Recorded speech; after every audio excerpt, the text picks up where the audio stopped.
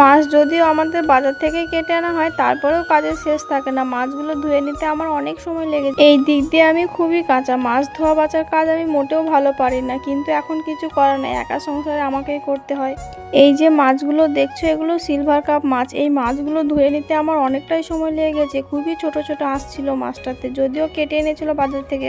বিয়ের আগে যতদিন বাবার বাড়ি ছিলাম এবং বিয়ের পর যতদিন শ্বশুর বাড়ি ছিলাম, ততদিন আমাকে একদিনও মাছ বাছতে হয়নি। মা আর শাশুড়ি মাই বাছতে। মাছ কেটে নিতে অতটা সময় লাগে না, কিন্তু মাছ ধুয়ে নিতে, পরিষ্কার করে অনেক সময় লেগে যায়। আমাদের বাড়িতে সিলভার কাপ মাছ আসে না বললেই চলে, কারণ আমি সিলভার কাপ মাছ খাই না। আর আমার বর সিলভার কাপ মাছ খেতে খুবই ভালোবাসে, কিন্তু আমি খাই না বলে ও আনতেও পারে না। তাই আমি ওকে সেদিন বলেছিলাম, তোমার যেখানে খেতে ইচ্ছে করছে তুমি অল্প করে নিয়ে এসো। তাই সেদিন নিয়ে এসেছিল, সাথে আমাদের জন্য চিংড়ি মাছ আর রুই মাছও নিয়ে এসেছিল। এখন তো রুই মাছ বেশিরভাগ সময় মামামের জন্য আনা হয়, কারণ মামাম এখন মাছ খেতে খুবই ভালোবাসে। তাই ওর পাপা অনেকটাই মাছ নিয়ে এসেছিল। আমার মনে হয় বাচ্চাদেরকে মাংস দেওয়ার থেকে মাছ দেওয়াই বেশি ভালো। তাই তো আমি বেশি বেশি করে মামামকে মাছটাই খাওয়াই। একটা গোটা মাছ নেওয়া হয়েছিল, আর মাছটার পেটে বেশ খানিকটা ডিমও ছিল। মাছের ডিম খেতেও মামাম খুব ভালোবাসে, আর আমাদেরও খুব ভালো লাগে মাছের ডিম খেতে। আমাদের তো বেশিরভাগ সময় মাছের ডিম বড়া করে খাওয়া হয়। তোমরা কে কিভাবে মাছের ডিম রান্না করো অবশ্যই কমেন্ট করে জানিও। আমাদের বাড়িতে আমার মা মাছের ডিম এমনিই রান্না করে। বড় রুই মাছ বাজার থেকে কেটে নিলে এটা ধুয়ে নিতে খুব একটা বেশি সময় লাগে না, কারণ এর আঁশগুলো খুব বড় বড়। তাই একটু লবণ দিয়ে ভালো করে ধুয়ে নিলেই হয়ে যায়।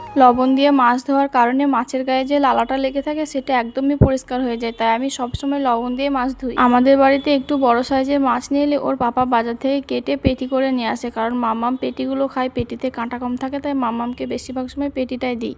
তোমাদের সাথে কথা বলতে বলতে আমি তো মাছগুলো সব ধুয়ে নিয়েছি। এবার মাছের ডিম আর তেলটা ধুয়ে নেবো। এই তেলটা আলু দিয়ে ভাজি করলে বা বেগুন দিয়ে রান্না করলে খেতে খুব